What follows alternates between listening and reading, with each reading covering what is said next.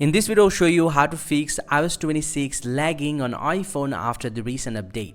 If you have recently upgraded your iPhone to the latest version iOS 26 and if you found that it's lagging or you're having the slowing down issue on your device, then here is how you actually can fix the problem. But before we start the video, if you're new to this channel, please give it a thumbs up and subscribe to my channel because it really helps me out.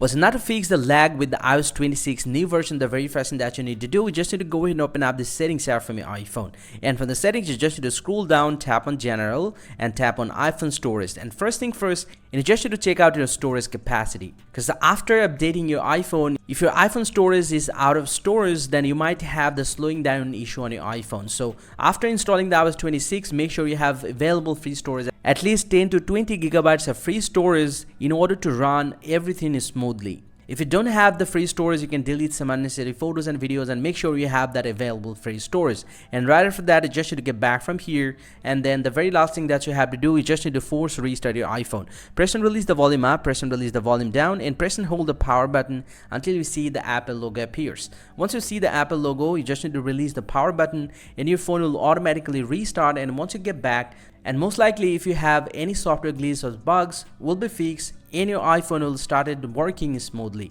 Hope you find this very helpful, guys. If you do, please drop a like and subscribe to the channel. Or if you have any questions, please let me know in the comment section. I'll see you guys around, and thank you very much for watching.